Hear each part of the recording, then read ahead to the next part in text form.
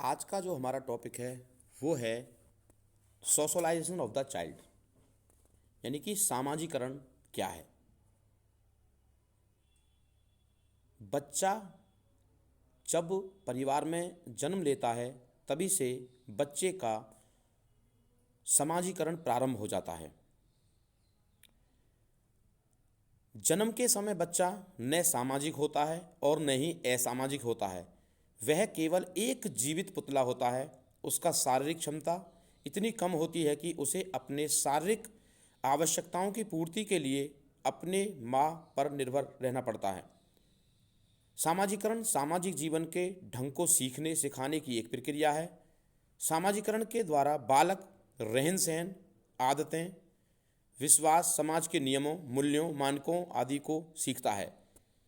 जब बच्चा जन्म लेने के उपरांत परिवार से, पास पड़ोस से, स्कूल से, खेल के साथियों से सामाजिक मूल्यों, आदर्शों का अनुकरण करता है, यह प्रक्रिया सामाजिकरण की प्रक्रिया कहलाती है।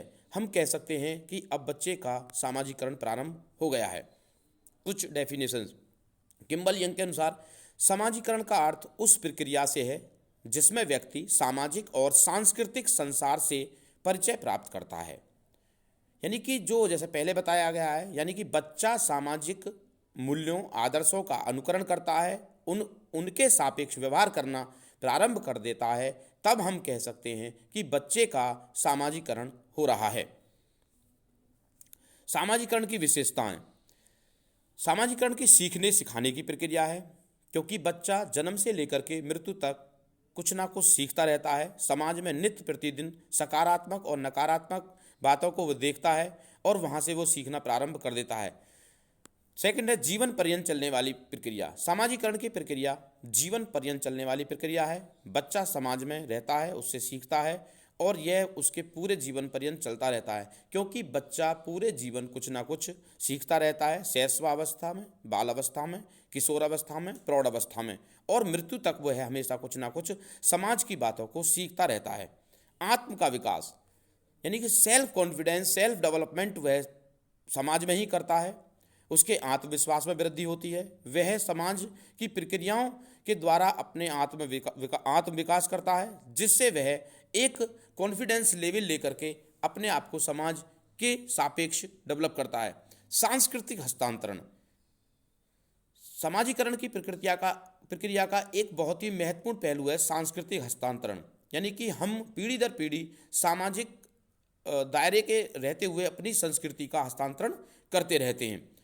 नेक्स्ट है सामाजिकरण को प्रभावित करने वाले कारक, कि ऐसे कौन कौन से फैक्टर्स हैं जो सामाजिकरण की प्रक्रिया को प्रभावित करते हैं। पहला है परिवार, क्योंकि परिवार एक ऐसा सशक्त साधन है कि बच्चा परिवार में ही जन्म लेता है और परिवार के लोगों से वह जो कुछ भी सीखता है वहाँ से ही उसके सामाजिकरण की प्रक्रिया प्रारंभ हो जाती है।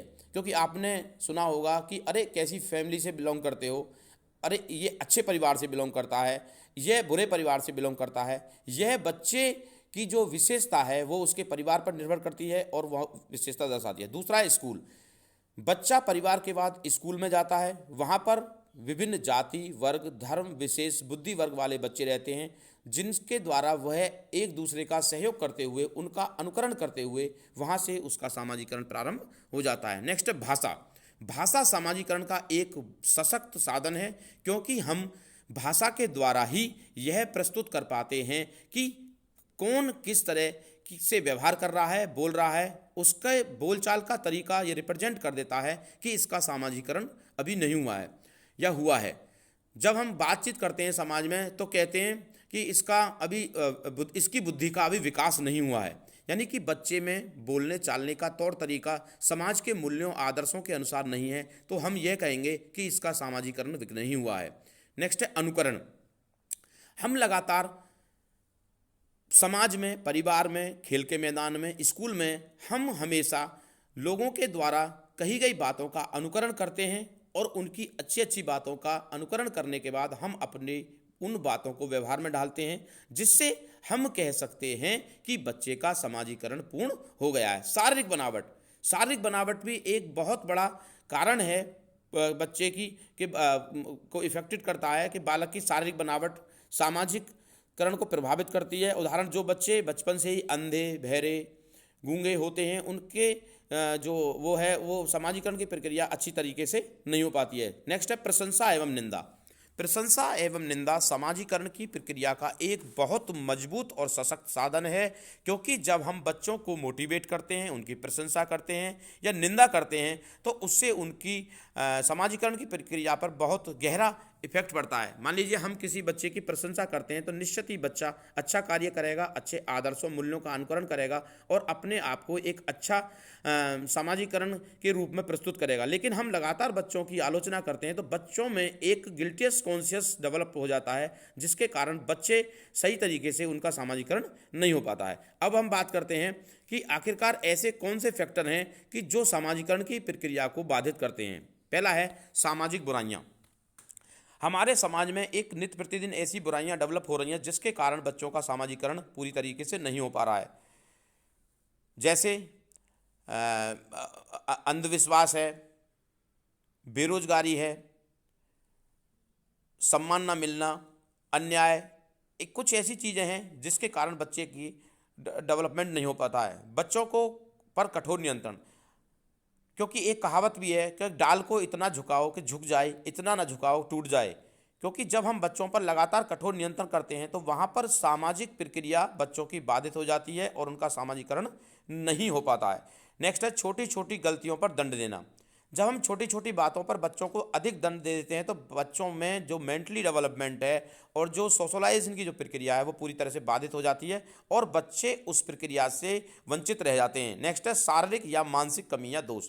बहुत से बच्चे फिजिकली मेंटली डिस्टर्ब होते हैं जिसके कारण उनकी सामाजिकरण की प्रक्रिया पूरी नहीं हो पाती है। बड़ों के द्वारा छोटों का अपमान। जब बड़ों के द्वारा लगातार छोटों का अपमान होना प्रारंभ हो जाता है तो बच्चों में सोशलाइजेशन की कैरेक्टरिस्टिक्स डेवलप नहीं हो पाती है। अगर हम इन बुराइयों को दूर कर दें तो हम निश्चित ही अपने बच्चों का अच्छी तरीके से सामाजिकरण कर सकते हैं, उनको उचित आदर्श नागरिक हम बना सकते हैं। धन्यवाद।